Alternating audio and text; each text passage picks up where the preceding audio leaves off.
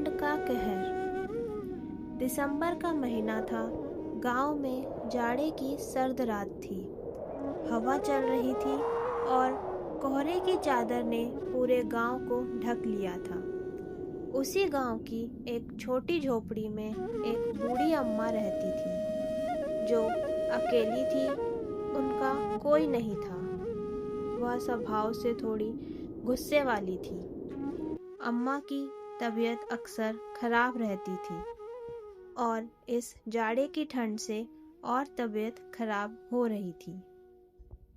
गांव में रहने वाले आसपास के लोग अम्मा की देखभाल किया करते थे। अम्मा के पड़ोस में कमला और उसकी बेटी पिंकी रहती थी। एक दिन पड़ोसन बिन्नी आई और उसने कमला से कहा, अरे सुनती हो, इस साल ठंड बहुत ज्यादा है। तुम अम्मा को देखने गई थी क्या? उनकी तबीयत कैसी है? तब कमला ने कहा, हाँ गई थी बहन। तबीयत तो बहुत खराब है। ऊपर से ये ठंड बहुत ज्यादा पड़ रही है। वो गुस्से की भी बहुत तेज है। मुझसे ठीक से बात नहीं कर रही थी, इसलिए मैं उन्हें दवा देके आ गई थी। देखो अब और आगे की ठंड में उनकी तबीयत कैसी रहती है।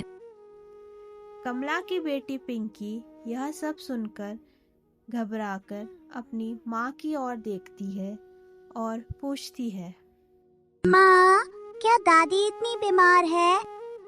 पिंकी अम्मा को प्यार से दादी बोलती थी। कमला ने कहा, हाँ बेटा, पिछले कुछ दिनों से उन्होंने खाना भी ठीक से नहीं खाया है। पिंकी की आंखों में चिंता थी और वह अपनी माँ से बोलती है, माँ, दादी के पास कोई जाता भी नहीं है। कमला ने कहा, हाँ बेटा, उनके पास कोई ज्यादा नहीं जाता, क्योंकि सब उनके गुस्से से डरते हैं, इसलिए कोई उनसे ज्यादा नहीं बोलता।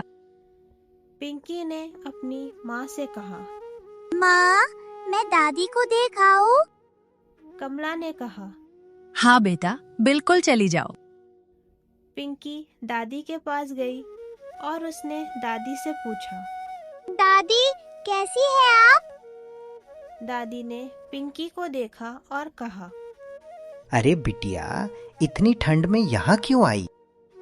पिंकी बोली, दादी, माँ ने आपके लिए दवा, थर्मस में गर्म पानी और कंबल भिजवाया है। यह सुनकर दादी की आंखों में नमी आ गई। उन्होंने कहा, मैं कभी कभी तेरी माँ को ताने मार देती हूँ, मगर दिल से उसकी फिक्र करती हूँ।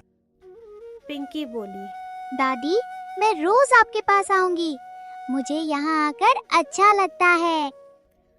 अगली सुबह बिन्नी कमला के पास आती है और बोलती है, अम्मा की तबीयत आज फिर ज्यादा खराब लग रही है। वो अकेली है, उनके पास कोई नहीं है और वो गुस्से में बड़बड़ा रही है। तब पिंकी बोलती है, अरे नहीं बिन्नी आंटी, दादी गुस्से वाली नहीं है। उनको बस प्यार की जरूरत है, जिससे उनका अकेलापन दूर हो जाएगा। सर्द मौसम सबको सिकोड़ देता है, सबके दिल भी और रिश्ते भी। फिर कमला और उसकी बेटी पिंकी उस बूढ़ी अम्मा के घर जाते हैं और बोलते हैं, अम्मा, अब आपकी तबीयत कैसी है? अम्मा कहती है, तबीयत तो ठीक नहीं, ठंड भी बहुत लग रही है। तब कमला कहती है, अम्मा, हम यहाँ लकड़ियाँ जला देते हैं, जिससे आपको इतनी ठंड में गर्माहट मिलती रहेगी और आपकी तबीयत जल्दी ठीक हो जाएगी। दादी मुस्कुराकर बोलती है, बेटा, मैं तुम सबको गुस्से में कुछ गलत बोल देती हूँ, मगर मेरे मन में तुम सब के लिए कोई गलत दुर्भावना नहीं है। पिंकी पूछती है, माँ, इतनी सर्दी है, दादी को कोई देखने नहीं आया। माँ बोलती है, कोई बात नहीं बेटा, हम दादी की तबीयत जल्दी ठीक कर देंगे। फिर दादी ठीक होके खुद सबसे मिलने जाएगी। गांव की चौपाल पर कुछ लोग अलाव ताप रहे थे। तब गुलाब काका बोले, अरे, अम्मा के हालचाल पूछने कोई गया था या नहीं? ठंड बहुत हो रही है और अब उनकी तबीयत कैसी है? रमेश ने कहा, हमने सोचा था कल चलकर अम्मा को देख आएंगे। एक कप चाय के साथ उनके पुराने किस्से फिर सुनेंगे। रात हुई, कोहरा और गहरा हो गया, मगर पिंकी, उसकी माँ और बिन्नी ने अम्मा का अच्छे से ख्याल रखा और अब उनकी तबीयत ठीक होने लगी थी।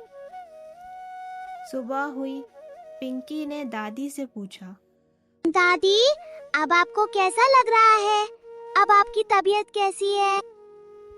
दादी के चेहरे पर मुस्कान थी। उन्होंने कहा, बेटा, ठंड अब कम लग रही है और जब तुम सब मेरे साथ थे तो मेरी तबीयत ठीक होना ही थी।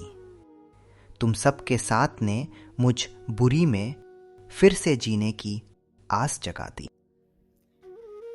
तब कमला कहती है, किसी का हालचाल पूछना भी सर्द मौसम में सबसे बड़ी नेकी है और यही सच्ची इंसानियत है।